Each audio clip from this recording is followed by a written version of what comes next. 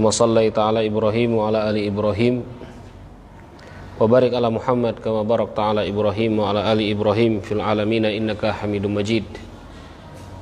Hadirin jamaah salat maghrib Masjid Nurul Hidayah yang insyaallah kita semua dirahmati oleh Allah Subhanahu wa taala. Melanjutkan pembahasan kita di kitab Matan Abi Syuja'. Minggu kemarin yang kita bahas adalah pembatal-pembatal wudu ya, dengan khilaf di antara para ulama dan juga yang ditulis dalam mazhab Imam Asy-Syafi'i.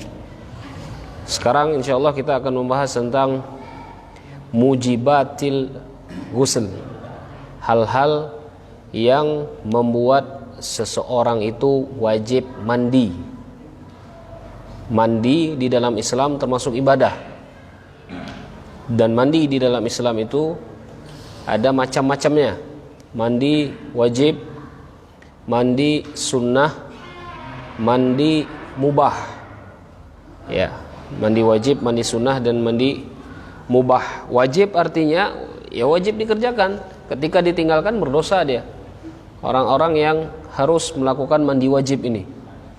Maka di sini Abi Syuja' menyebutkan hal-hal yang mewajibkan seseorang itu mandi. Walladzi yujabu al-ghusl sittatu asya'. Ada 6 perkara yang membuat seseorang itu wajib untuk mandi. 3 di antaranya sama laki-laki dengan perempuan. Yang pertama adalah iltiqa al-khitanaini, ketika 2 khitan itu bersentuhan, artinya jima, berhubungan badan. Ya. Ketika seseorang itu berhubungan badan, maka dalam hal ini dia sudah wajib untuk mandi, laki-lakinya ataupun perempuannya. Bil qasad, ada niat ataupun tidak ada niat. Paham enggak maksudku tidak ada niat toh? Ya, tidak ada niat ini biasanya banyak ke yang cici ya. Ibu-ibu misalkan tengah tidur bagus-bagus, misalkan bapak-bapak yang tengah syahwat, ditumur deh, ditabrak. Paham ya? Cici ini tidak tahu apa lah. Ya, ibu-ibu maksudku, istri yang halal yuk. Ya. Maka dalam keadaan ini misalkan ibu itu tidak ada misalkan qasad, tidak ada niat untuk jima, tahu-tahu ditabrak suaminya. Paham maksudku ini? Maka ibu itu juga sudah wajib untuk mandi. Ya. Sudah wajib untuk mandi. Walaupun ketika berhubungan badan itu tidak mengeluarkan air mani. Ya, walaupun ketika berhubungan badan itu tidak mengeluarkan air mani. Ya. Dan ini semua ulama sepakat. Ya, semua ulama sepakat.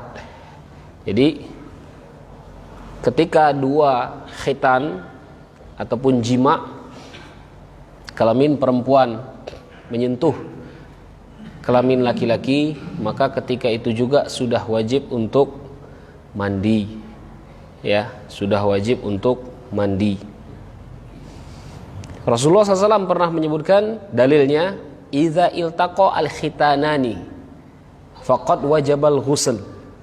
Ketika 2 khitan itu bertemu, dalam hadis yang lain summa jahadaha. Summa jahadaha itu artinya berusaha untuk mengeluarkan air mani, ya itulah kinayah dalam bahasa Arab.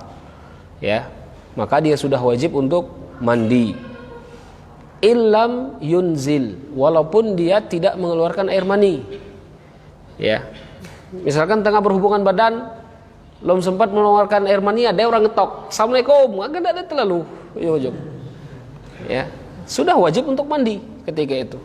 Ya, jadi ini semua ulama sepakat, ya. Kemudian yang selanjutnya yang mewajibkan seseorang itu untuk mandi adalah inzalul mani, mengeluarkan air mani. Ya, mengeluarkan air mani. Kebanyakan air mani ini berhubungan dengan laki-laki. Tapi perempuan juga punya air mani. Ya. Jadi jangan kelak kita nyangko mandi wajib mimpi itu hanya untuk laki-laki saja. Tapi perempuan juga punya. Gitu loh. Maka perempuan juga mempunyai air mani. Dan ketika keluar air mani tersebut, maka sudah wajib bagi kita untuk mandi. Ya. Rasulullah SAW pernah menyebutkan innamal ma'u minal ma'. Sesungguhnya air itu mewajibkan air yang lain. Air apa yang maksudnya? Air mani. Ya. Kapan air mani ini keluar? Kalau laki-laki ketika mereka itu dalam keadaan tidur, kemudian mereka bermimpi misalkan, dan mereka melihat air mani, maka ketika itu mereka wajib untuk mandi. Ada permasalahan, masalah fikihnya seperti ini ya. Bagaimana misalkan seseorang itu mimpi bagus semalam. Paham maksud aku? Mimpi bagus. Ya. Tapi ketika pagi hari ya dicek-cek, dak ada air mani ya. Tapi kita kenang semalam tuh mimpi ya bagus, semalam tuh mimpi.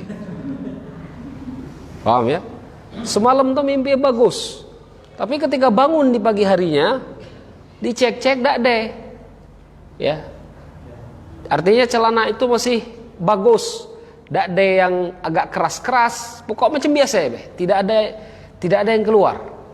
Dan mimpinya tuh gak ingat mimpinya. Ya. Apakah dia wajib mandi? Dalam keadaan ini tidak wajib untuk mandi. Karena hanya mimpi saja, tanpa mengeluarkan air mani tidak mewajibkan mandi. Ya, tidak mewajibkan mandi. Kemudian kebalikannya. Ketika dia melihat air mani subuh, ketika dia bangun, dia nengok air mani keluar. Ya. Kita insya Allah tahu sifat air mani ini berbeda dengan air kencing. Air mani berbeda dengan air madhi. Air mani berbeda dengan air wadi. Ketika kita bangun pagi-pagi, kita tengok celana kita basah. Dan sifat basahnya ini adalah sifat basah air mani. Pas kita tengok celana ini, nuai mikir semalam tuh, dak deh bagus mimpi semalam. Kamu? Ini kasus yang kedua. Nuwe ngeneng tadi malam tuh mimpi apa semalam itu? Dak ada mimpi apa lah perasaan. Ya. Ketika bangun dia melihat air mani. Apakah dia wajib mandi ketika itu? Wajib mandi. Ya, wajib untuk mandi. Karena kenapa? Karena ada seorang perempuan. Nah ini dalilnya. Seorang perempuan pernah bertanya kepada Rasulullah Shallallahu Alaihi Wasallam, wahai Rasulullah, bagaimana hukumnya ketika seorang perempuan melihat di dalam mimpinya seperti apa yang dilihat oleh laki-laki? Artinya laki-laki juga mimpi basah, perempuan juga mimpi basah. Maka perempuan ini bertanya kepada Rasulullah Shallallahu Alaihi Wasallam. Dan Rasulullah SAW itu menjawab,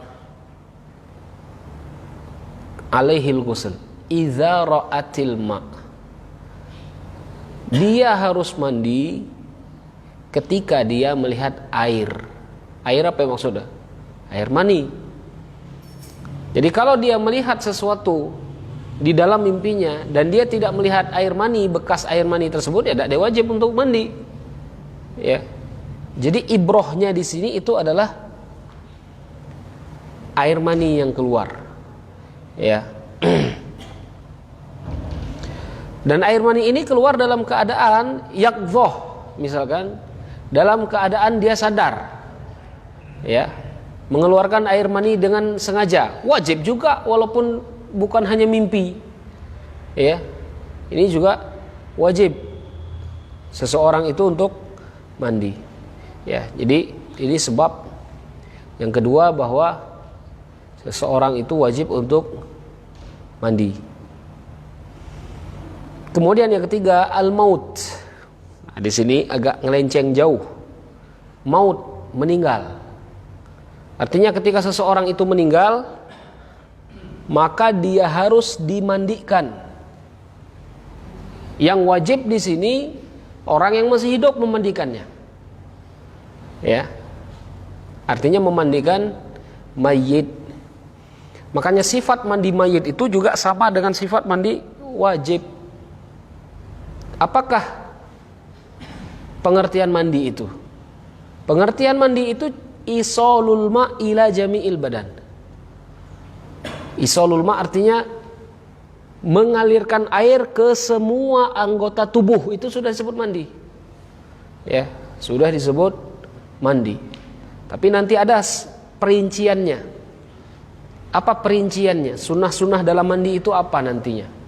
Ya, tapi secara umum mengalirkan air ke seluruh anggota badan, nah itu sudah disebut mandi. Maka di sini juga disebutkan al-maut. Orang yang meninggal itu juga menjadi sebab dia itu harus mandi. Dan orang meninggal tidak mampu mandi sendiri, maka kewajiban itu pindah kepada orang-orang yang masih hidup, yang wajib memandikan dia. Makanya orang yang masih hidup ketika melihat ada mayit yang tidak dimandikan, mereka berdosa semua. Ya, mereka berdosa semuanya. Apapun dosanya orang tersebut, selama dia belum tidak mati kafir istilahnya, wajib untuk dimandikan, wajib untuk diurus mayatnya. Ya, nanti secara rinci dibahas di bab jenazah insyaallah. Kemudian Imam Abi Syuja menyebutkan wa salasatun takhtassu bihan nisa. Kemudian 3 perkara yang lain diwajibkan bagi perempuan untuk mandi. Apa saja? Al-haid wan nifas. Haid dan nifas. Haid kita tahu perempuan itu mempunyai kebiasaan haid. Ya. Ketika dia selesai haid, maka dia wajib untuk mandi sebelum dia sholat. Sebelum dia melakukan sholat, dia harus mandi. Ya. Kemudian nifas. Nifas juga sama. Nifas ini adalah darah yang keluar setelah melahirkan. Adapun haid, darah yang keluar dari rahim perempuan di setiap kebiasaan bulanannya dia. Itu perbedaannya ya. Maka sifat darah itu pun harus dibedakan.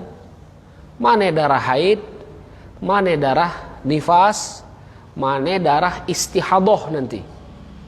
Ya. Perempuan ini kebanyakan tidak tahu membedakan mana darah haid, mana darah istihadah. Ketika darah haid keluar, dia tidak wajib sholat. Ketika darah istihadah yang keluar, maka dia wajib sholat. Ya. Walaupun darah itu tetap keluar. Itu ya. Makanya nanti ada pembahasan berapa hari minimal perempuan itu haid dan berapa hari maksimal perempuan itu haid. Ada ibu-ibu itu haidnya 2 minggu, kemudian bersihnya seminggu, kemudian haid pulih 2 minggu. Ini tidak normal ini. Ya, tidak sesuai dengan ketetapan ulama. 2 minggu haid, berarti 14 hari. Libur seminggu, kemudian haid pulih 14 hari. Tidak ada baca sholat cuma 7 hari. Ya, berarti darah setelahnya itu dihukumi dengan darah istihadah. Ya, kalau ada perincian pembahasan itu. Maka ketika perempuan itu sudah masa di akhir-akhir haid, dia harus mandi. Ya. Dia harus mandi. Begitu juga dengan nifas. Selesai darah nifas itu keluar, maka dia juga harus melakukan mandi. dan ketika itu dia wajib untuk melakukan sholat. Ya. Kenapa mandi ini disebut wajib? Karena sholat wajib. Ketika dia tidak mandi, tidak sah sholat dia. Ya. Ketika dia tidak mandi, tidak sah sholat dia. Kapan diwajibkan mandi? Ketika ingin sholat. Boleh ya. Makanya disebut mandi wajib. Kapan wajibnya? Ketika ingin melakukan sholat. Jadi misalkan seperti ini. Setelah isya misalkan, kita berhubungan badan dengan istri kita. Ya. Selesai berhubungan badan, apakah langsung wajib untuk mandi? Tidak. Tidak wajib langsung untuk mandi. Kapan wajibnya? Ketika ingin melakukan sholat subuh. Ya. Jadi jangan kalau pas sudah berhubungan badan, karena kita membahas mandi wajib, langsung mandi. Masuk angin kawan malam itu. Ya. Jadi boleh sampai esok hari. Ya, diundur mandinya. Ya. Tadi kan yang habis berhubungan bisa.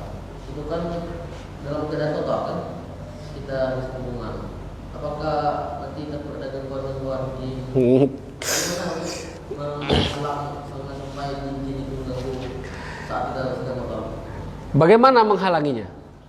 Rasulullah SAW ketika itu ditanyakan, ya, ada yang berhubungan badan, apakah wajib langsung mandi? Dijawab Rasulullah SAW, tidak perlu langsung mandi. Ya. Kemudian cukup hanya berwudu saja. Ya, cukup hanya berwudu saja. Apakah wudunya itu mengangkat hadas besar? Tidak. Tapi wudunya itu adalah sunnah ketika kemarin itu. Sunnah yang diajarkan Rasulullah SAW. Ya, maka cukup melakukan wudu kemudian tidur. Ya, insya Allah aman itu. Ya, ketika kita sudah melakukan apa yang disunahkan Rasulullah SAW, aman dari gangguan-gangguan syaitan. Maka cukup untuk berwudu. Dan kapan mandinya? Sebelum waktu subuh. Ya, jadi seperti itu.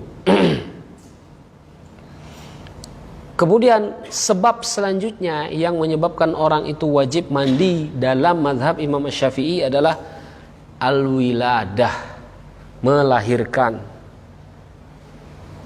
Huwa belum dengar nih, belum ada huwa kan? Setelah melahirkan, seseorang itu juga wajib untuk mandi. Ya, perempuan berarti setelah melahirkan dia itu harus mandi, wajib. Berat dah ini, berat. Apa dalilnya? Dalilnya kias ini nih. Apa itu kias? Kias itu mengambil dalil asli dari Al-Quran dan Sunnah, kemudian ditaruh di kasus yang lain. Ya. Contoh, kiasnya apa ini? Di sini disebutkan ya. Wa aslul walad huwal mani. Karena anak itu, bayi itu aslinya apa? Air mani kan? Air mani. Ketika seseorang itu mengeluarkan air mani, wajib mandi. Begitu juga ketika dia mengeluarkan anak. Nah itu dia kias. Jauh tak kias? Jauh kias ini. Cuma dipakai dalam mazhab. Gitu ya. Tapi diselisihi oleh Syafi'iyah yang lain juga. Termasuk Imam Ibnu Daqiq Syafi'i mengingkari pendapat ini. Paham tak? Makanya dalam mazhab juga ada pendapat-pendapat para ulama. Makanya ketika itu jangan kita fanatik dengan satu pendapat. Karena dalam satu mazhab pun ulama-ulama berbeda pendapat. Ya. Imam Abi Syuja menyebutkan seperti itu, tapi Imam Ibnu Daqiq mengingkarinya. Apa kata beliau? Wa qila la yajib li anal ahdas la tasbut bil qiyas. Tidak wajib bagi perempuan itu untuk mandi setelah melahirkan. Kenapa al-ahdas? Al-ahdas itu perkara baru. Perkara baru tidak wajib untuk dikiaskan. Karena tidak ada dibutuhkan. Ya, di zaman Rasulullah SAW banyak ada orang melahirkan. Banyak. Disuruh Rasulullah untuk mandi? Tidak. Gitu loh. Maka ketika di zaman Rasulullah itu banyak yang melahirkan dan tidak disuruh untuk mandi, tidak perlu kias. Paham ya? Tidak perlu kias. Kecuali di zaman Rasulullah SAW itu tidak ada orang melahirkan misalkan. Nah, itu baru dibutuhkan kias. Apa contohnya kias misalkan? Nah, sekarang kita mengeluarkan zakat dengan beras. Di zaman Rasulullah mengeluarkan zakat dengan kurma. Ya. Apakah kita juga harus dengan kurma sekarang? Udah dikiaskan. Apa sifatnya? Makanan pokok. Nah, gitu. Ya, itu dalil kias. Ya. Jadi perempuan setelah melahirkan, dalam satu pendapat menyebutkan wajib untuk mandi, tapi dalam pendapat yang lain tidak wajib untuk melakukan mandi. Ya. Dan memang mazhab Syafi'i dia banyak menggunakan kias. Salah satu kias yang masyhur yang kita gawe di masyarakat kita adalah azan ketika dikubur. Azan tidak dikubur. Azan ya. Itu dalilnya mana? Dalilnya kias dalilnya. Kias dengan apa? Dengan bayi yang baru lahir. Bayi yang baru lahir disebutkan Imam Tirmizi disunahkan untuk melakukan azan pada bayi yang baru lahir. Ya, walaupun ada sebagian ulama melemahkan hadis ini, tapi Imam Tirmizi menyebutkan alaihi amal. Bisa diamalkan. Supaya apa? Supaya bayi yang baru lahir itu pertama kali kalimat yang dia dengarkan itu adalah kalimat tauhid. Allahu Akbar, Allahu Akbar, tauhid. Asyhadu an la ilaha illallah, asyhadu anna Muhammadar Rasulullah, tauhid semuanya. Ya. Bayi yang baru lahir, dia baru pindah alam. Alam apa namanya? Alam rahim. Dia pindah ke alam dunia ini. Ya. Dia pindah ke alam dunia. Ketika dia pindah ke alam dunia, dengarkan dia kalimat tauhid. Dikiaskan dalam mazhab, berpindah dari alam dunia masuk ke alam kubur. Ketika masuk alam dunia diazankan, maka masuk alam kubur juga diazankan. Maka itu dalil kias dalam mazhab Syafi'i. Kias ini ada sebagian ulama tidak nerima. Paham? Bu? Maka kita harus tahu sebab ngapai ada sebagian orang itu tidak nek diazankan. Ada sebagian ulama itu tidak menerima kias ini. Kenapa? Zaman Rasulullah banyak yang meninggal. Banyak yang meninggal zaman Rasulullah. Ya, yang meninggal di zaman Rasulullah banyak. Kemudian apakah ada Rasulullah SAW itu mengazankannya? Bahkan ada hadis yang menyebutkan kemarin kan, yang paling banyak hafalannya dimasukkan ke dalam liang kubur yang paling dalam. Langsung dalam kita bahas kemarin. Di sini tidak salah kita membahas.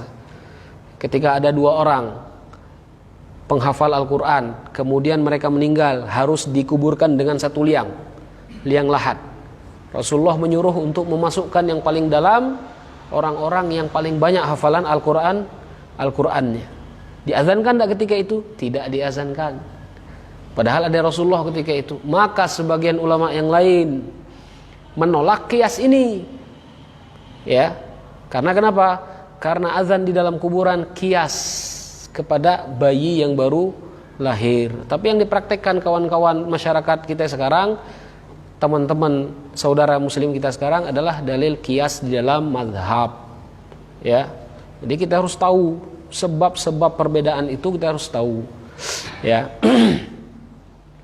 Jadi kembali bahwasanya dalam mazhab Imam Syafi'i melahirkan juga mewajibkan seseorang itu untuk mandi. Tapi Allahu alam ya, ana sendiri lebih condong tidak diwajib seseorang itu ketika dia melahirkan mandi wajib. Ya. Lanjut apa tanya jawab kira-kira? Lanjut pembahasan baru udah? Lanjut ya? Tanya jawab ya. Ada pertanyaan enggak sampai sini? Sampai sini ada pertanyaan enggak? Karena isone liwat 10. Nah. Baik, terima kasih Pak. Jadi berbeda konteks yang disampaikan tadi. yang ingin saya tanyakan makanya kan mungkin ada arahan petunjuk nantinya.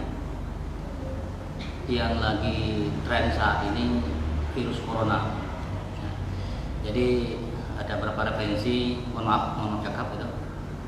Ada ustadz nih, saya sebut karena memang yang bersangkutan ustadz itu mengklaim bahwa virus itu hanya hayalan, itu hanya buatan untuk membuat orang khawatir, takut dan lain sebagainya, dan untuk beribadah pun akan dijauhkan seperti itu.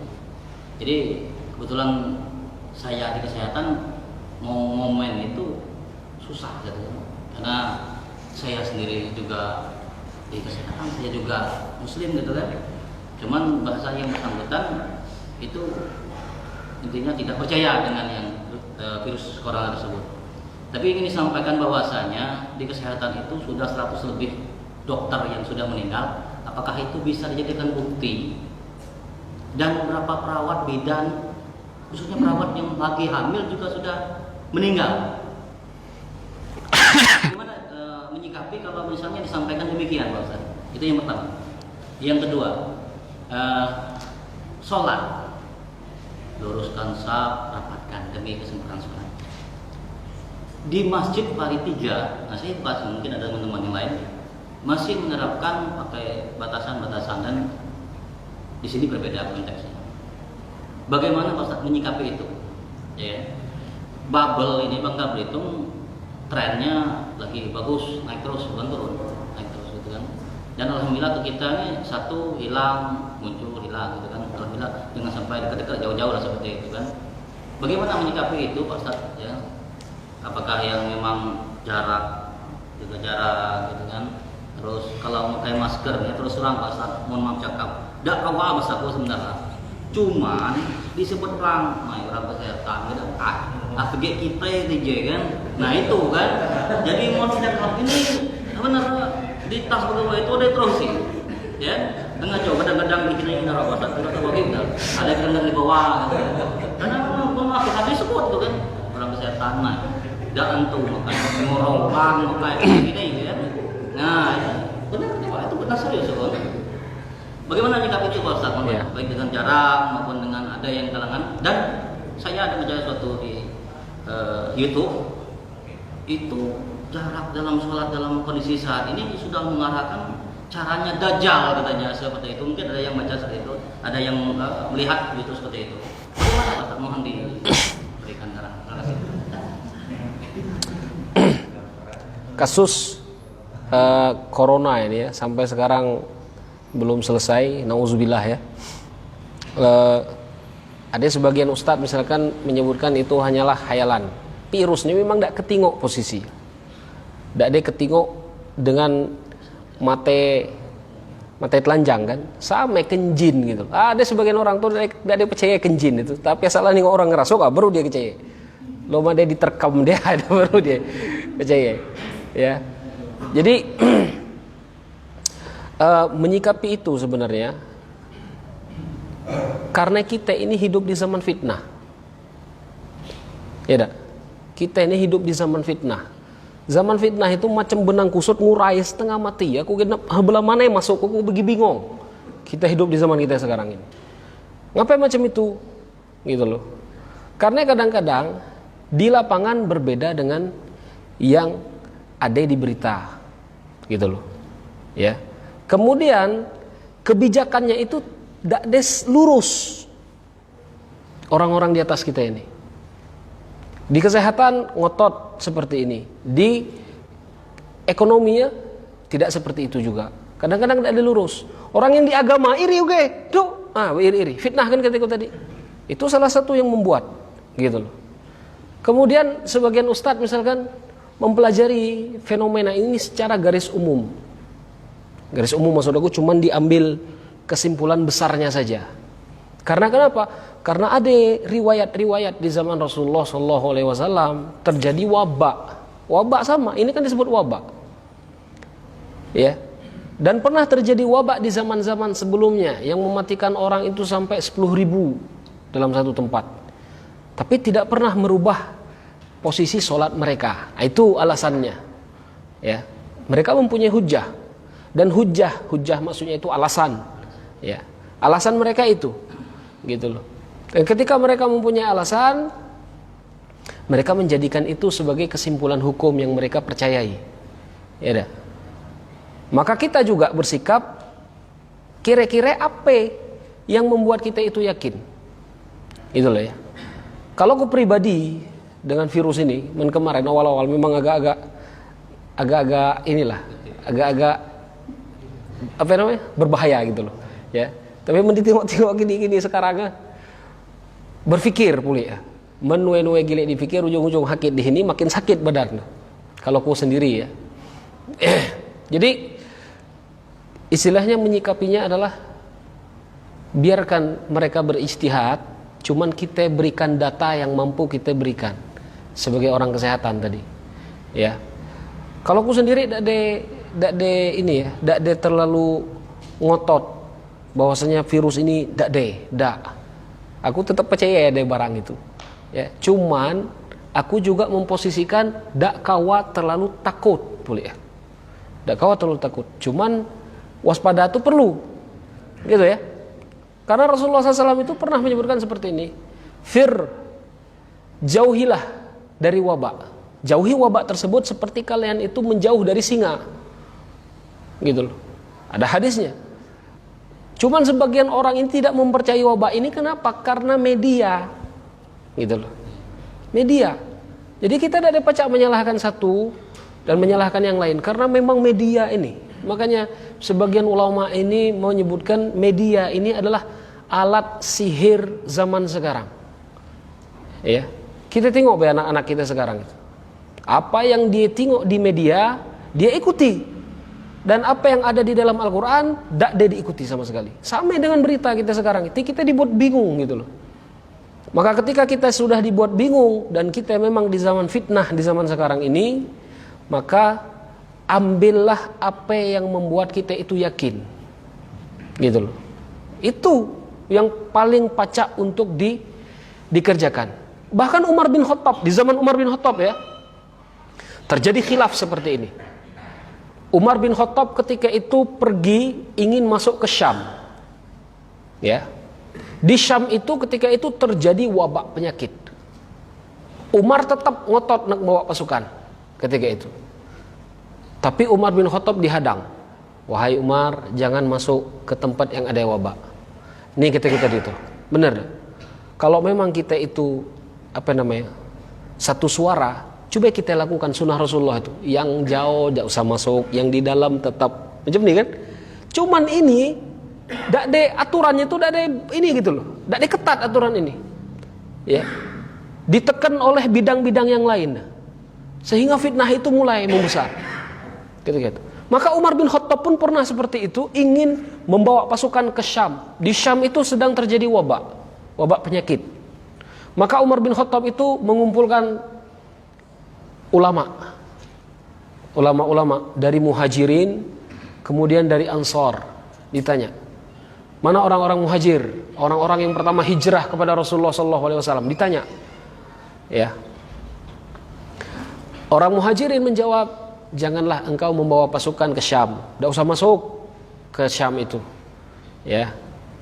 Kemudian dikumpulkan lagi ketua-ketua, ulama-ulama dari kaum Ansor, ulama-ulama yang sesepuhnya dari kaum Ansor. Mereka juga menjawab, jangan masuk ke negeri Syam. Cuman ketika Umar mendengarkan perkataan petuah-petuah yang dulu, ulama-ulama yang sudah dituakan, pasukan datang. Wahai Umar, apakah engkau itu kabur dari takdir? Paham tak maksudnya? Kalau kita lah sakit takdirnya, pasti kita sakit. Kalau kita tidak ada sakit, insya Allah tidak ada sakit. Maka dijawab Umar ketika itu, kita kabur dari takdir Allah ke takdir yang lain. Paham tak maksudnya? Sakit itu takdir, tapi kita berusaha untuk menjauhi penyakit juga takdir yang harus diusahakan ketika itu. Ya, maka ketika itu Umar semangatnya masuk ke negeri Syam ketika itu, ketika dia bermusyawarah dengan para ulama, tidak terlalu mundur.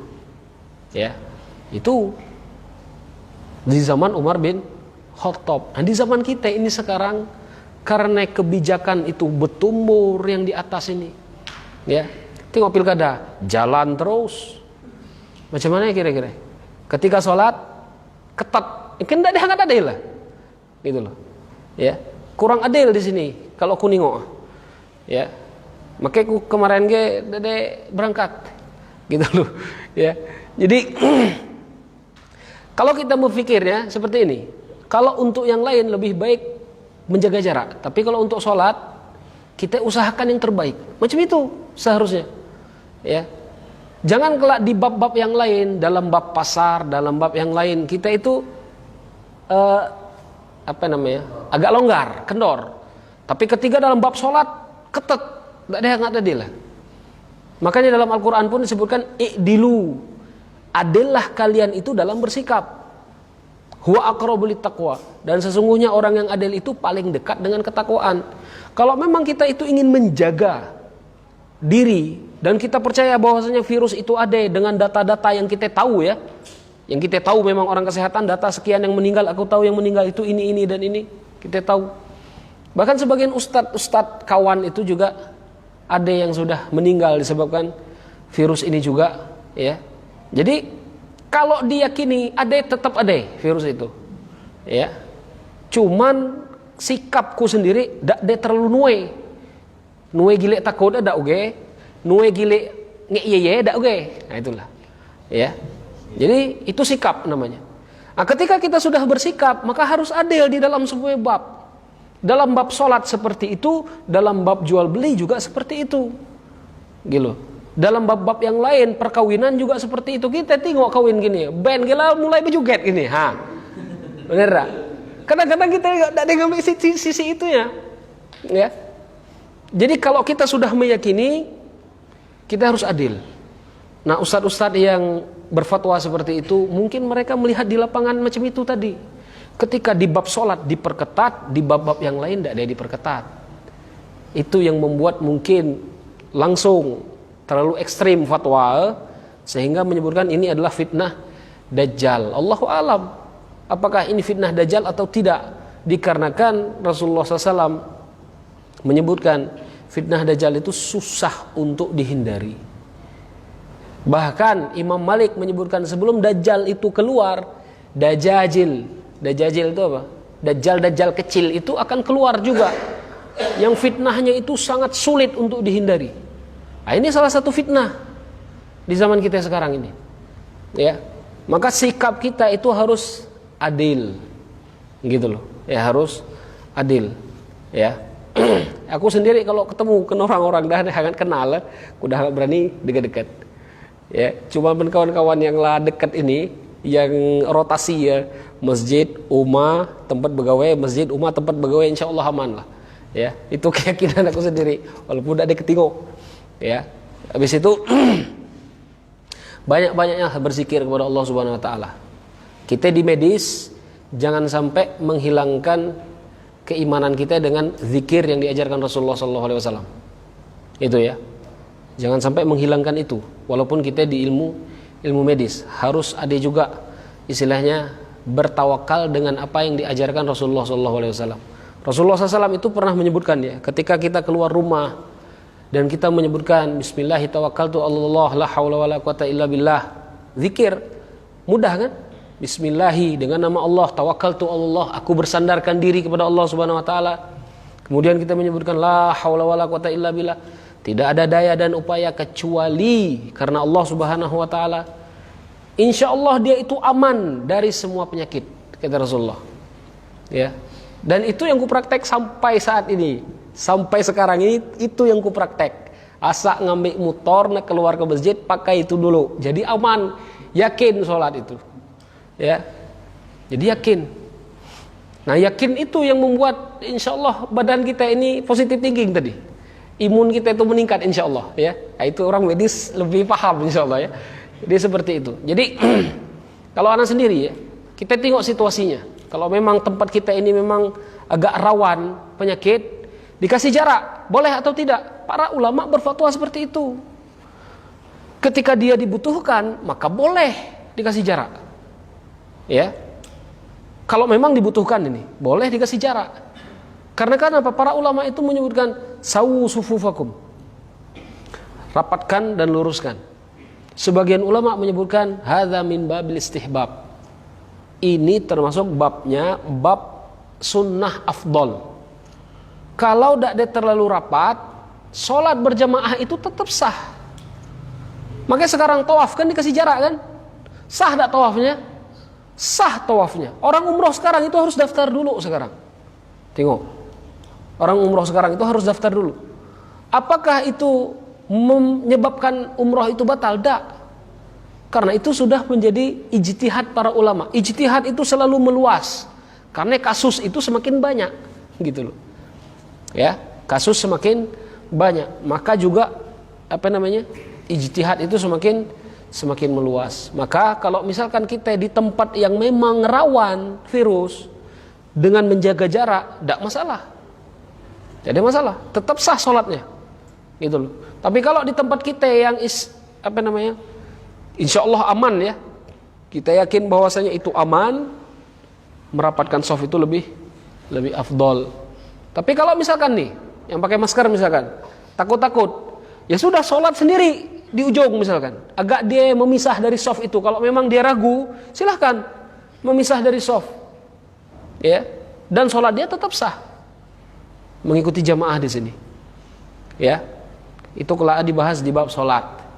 Ya, tetap sah dengan cara sholat seperti itu. Adapun pendapat Ustadz yang tadi menyebutkan ini fitnah dajjal, yaitu ijtihad orang tu, ya, kita banding dengan pendapat-pendapat yang lain. Ya, itulah fungsi kita itu mencari ilmu, gitu loh. Jadi jangan sampai ketika mereka ustadz-ustadz ini berpendapat seperti ini kita langsung ambil, kemudian kita langsung kita bagi mentak-mentak. Tapi kita bandingkan dengan pendapat-pendapat yang lain, sehingga kita itu pacak berbuat adil. Kataku tadi ya. Insyaallah jelas ya. Insyaallah jelas. Lagi ada tak? Ini melanjut bab tak cukup ini.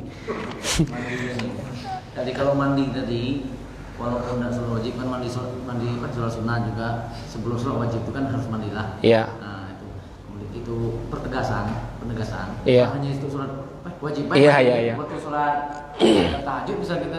Nah, iya. Tetap kan? Iya tetap. Nah yang kedua, biasanya kita yang udah mandi orang meninggal tuh, katanya wajib mandi boleh. Kita yang ini apa cukup berwudu nggak usah mandi. Gimana penjelasannya? Ketika selesai memandikan mayit, kita memandikan mayit ya, apakah kita juga wajib untuk mandi? Tidak. Ya, tidak ada wajib untuk mandi, gitu loh. Nah, sebagian ulama menyebutkan berwudu, ya, dikarenakan ada hadis lemah. Jadi landasannya itu adalah hadis lemah bahwa ketika kita selesai memandikan mayit, kita dianjurkan untuk berwudu ataupun mandi. Tapi kalau wajib, tidak ada wajib untuk melakukan mandi setelah memandikan mayit. Ya, setelah memandikan mayit tidak wajib untuk mandi. Ataupun misalkan kita sebelum memandikan mayit itu sudah wudu, tidak ada batal wudu. Ya, tidak ada batal wudu kita disebabkan kita memandikan mayit. Ya, cuman ada hadis lemah yang menyatakan setelah memandikan mayit dianjurkan untuk berwudu tadi. Tapi hadisnya lemah kataku, ya. Ini kan sebelum memandikan mayit tadi kan wudu. Kalau memandikan itu ada kotoran-kotoran dari mayit itu yang kena badan ini. Apakah itu membatalkan wudu? Apakah kita wudu boleh? Oh, enggak, wah. Kotoran mayit. Iya, ada deh. Kita nginjek najis setelah berwudu, batal tak wudu kita? Tidak ada batal, cuci najis. Najisnya dicuci. Iya. Yang di kita ya, yang nempel di kita dibersihkan, ya. Itu yang dicuci. Paham ya? Jadi kalau misalkan kemarin itu ada yang bertanya, ya. Dia sholat nih. Ketika dia sholat, tahu-tahu cicak itu birak di baju dia. Tapi cicak itu najis tak? Najis lah, basah dia, ya, dia najis. Dia sholat tetap di dalam sholat, ya. Tahu-tahu setelah dia selesai sholat, dia buka baju, baca ada tai cicek di belakang ini, di atas baju dia. Ya, apakah wajib untuk mengulangi sholat dia?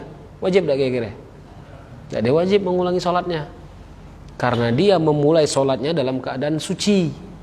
Tapi dalam mazhab Imam Syafi'i, kalau ada waktu sholat, wajib diulang. Inilah ijtihad ulama ketika tadi. Kenapa? Karena dia sholat membawa najis. Ya, inilah ijtihad ulama. Dalam mazhab Imam Ahmad tidak wajib untuk ulang. Kenapa? Karena Rasulullah pernah sholat, di sendalnya ada najis. Kemudian Rasulullah membuka sendalnya. Sahabat di belakang muka sendal uge. Itulah sahabat. Rasulullah nanya, ngapain kamu muka sendal? Kami nengok ya Rasulullah muka sendal. Jadi kami muka sendal uge. Ya. Kemudian Rasulullah SAW menjawab, Atania Jibril. Jibril datang kepadaku dan memberitahuku sesungguhnya di sendalmu itu ada najis. Benar. Apakah Rasulullah mengulang dari awal sholat? Tidak. Cukup dilepas sendalnya, sholat dilanjutkan. Ya. Itu. Sama halnya. Ketika imam kentut, apakah langsung dibubarkan sholat? Tidak usah. Tidak usah dibubarkan sholatnya. Lanjutkan sholat. Siapa yang melanjutkan? Nih, yang di belakang imam ini. Jadi yang di belakang imam ini minimal lah udah belajar uge. Oh, jangan yang di belakang imam ini yang ngapain? Ini bahaya. Oh, ya.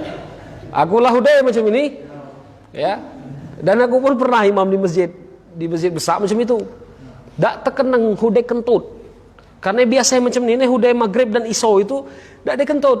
Tapi waktu pas sholat itu terkenang. Lah 2 rakaat jalan. Lah jalan 2 rakaat terkenang. Tadi ku kentut perasaan aku. Nah macam mana ini? Lah jalan 2 rakaat. Lama mikir. Nak keluar takut di belakang ni tak paham bubar sholat. Ya. Jadi tapi lah udah aku bahas di masjid itu. Langsung ku keluar. Alhamdulillah di belakang Bang Yopi paham uge. Ku tarik dia lanjut sholat. Men yang di belakang tu tak paham. Astagfirullahalazim. Baca bubar sholat di masjid waktu itu. Ya. Karena aku pernah juga sholat di tempat lain sama lah macam itu. Di celana ini ada tetesan najis, tetesan air kencing. Ya.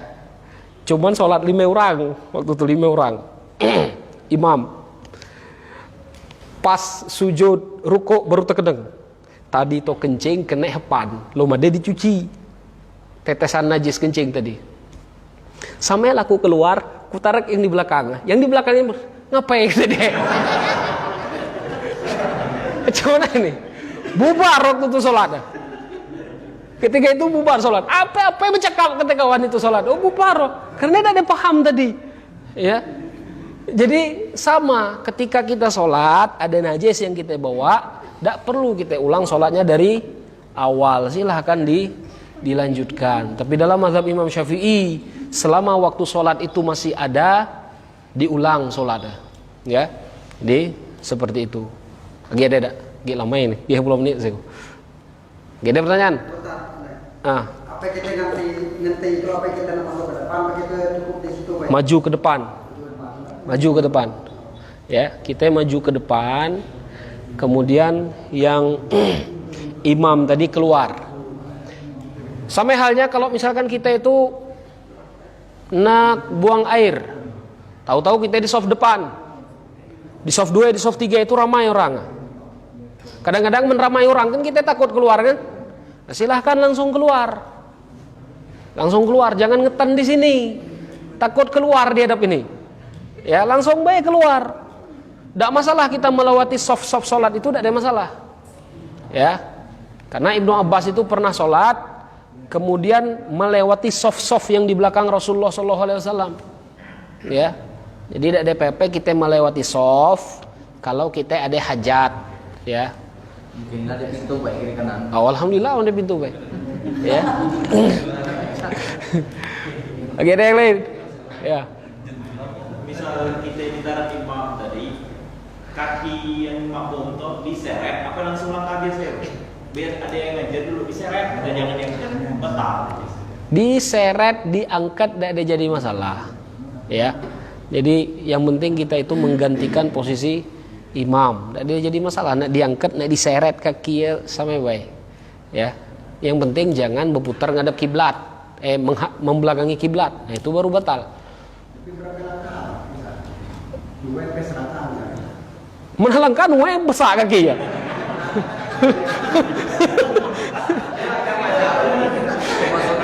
Butuh turun tuh yang kemarin tuh ada pembahasan tuh, butuh turun tuh 3 kali gerakan tuh yang bisa membatalkan gerakan.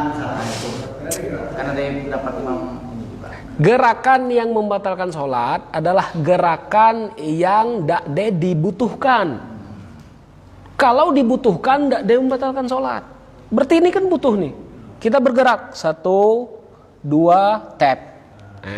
Melangkah lah orang tua, soalnya gile maksudnya besar-besar, takut tegelasak. Bener kan? Domen orang lah tua, kan dah besar langkah. Jadi jangan di ngotot besar-besar, gitu loh. Jadi semampunya. Allah itu tidak ada yang memperberat, gitu ya. Allah itu tidak ada yang memperberat. Dan gerakan ini dibutuhkan, gitu loh. Gerakan ini dibutuhkan. Bergerak silahkan. Kemudian isi posisi imam tadi. Kalau gerakannya memang tidak ada dibutuhkan, iya benar boleh hungkok. Ningok kacau dah ngat bagus rambut dah, mah benar boleh. Ini dah dibutuhkan ini gerakan-gerakan seperti ini. Ya, jadi kalau gerakan yang dibutuhkan itu tidak jadi masalah, ya.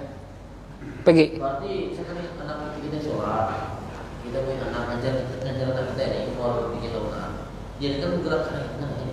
Kita tahan pegang terus, walaupun dia bergerak, kita sambil sholat, apakah itu membatalkan sholat? Tidak ada batal sholat. Tidak masalah. Tidak ada batal sholatnya. Iya. Ada dalilnya, ada dalilnya. Kita belum ada masuk ke situ.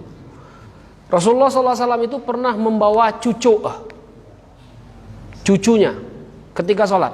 Dibuik cucu Rasulullah SAW. Digendong. Ya, kita tahu menggendong ini pasti bergerak kan? Gendong ini pasti bergerak. Rasulullah membawa dari awal sholat sampai akhir sholat. Ketika Rasulullah sujud, ditaruh di samping.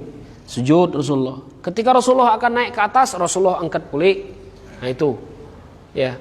Gerakannya dibutuhkan enggak? Dibutuhkan.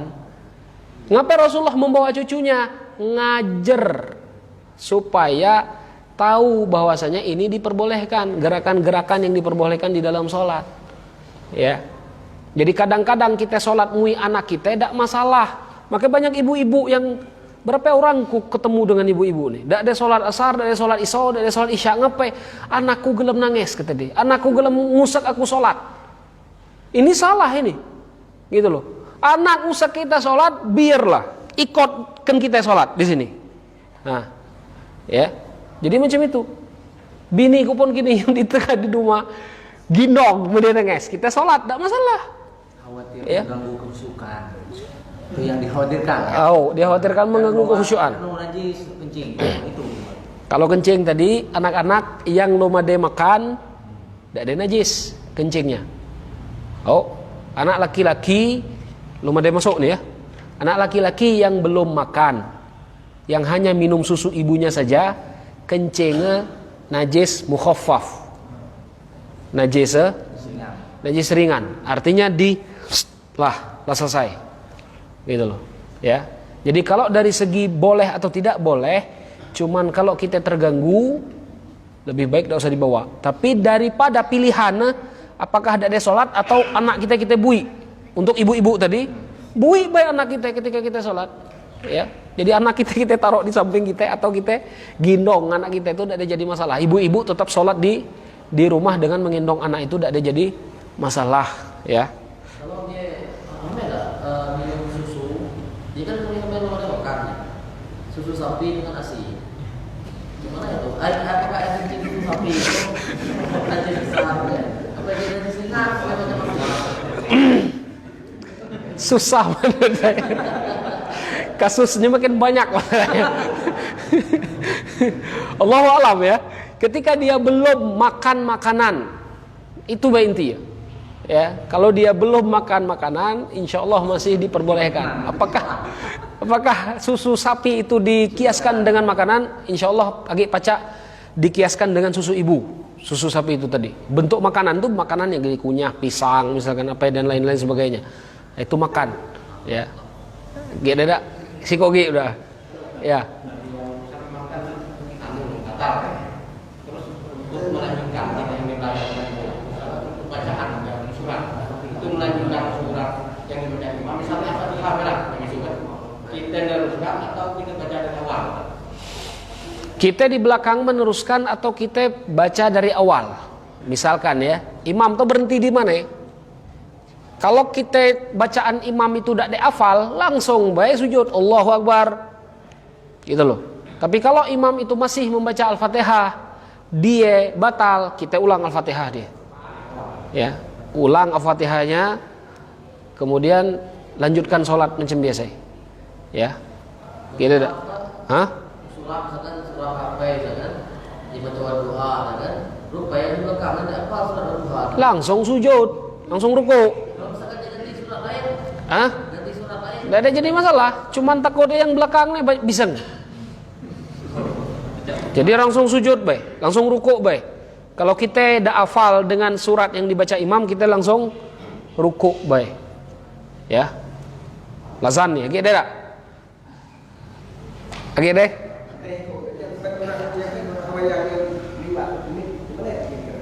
Yang liwat maksudnya?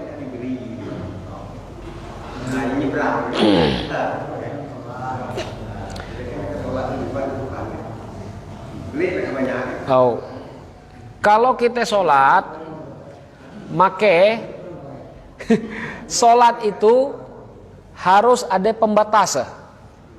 Nih misalkan pembatas. Jadi jangan di depan kita itu plong. Harus ada pembatas.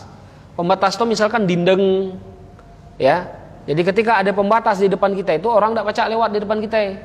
Nah, kalau misalkan dia ngotot lewat di depan kita, maka kita hadang dia macam ini. Ya, kita hadang. Jangan sampai dia itu lewat di depan kita. Tapi menbrek-brek lewat agak halus. Jangan kalau dia tengah lari, oh bahaya nih.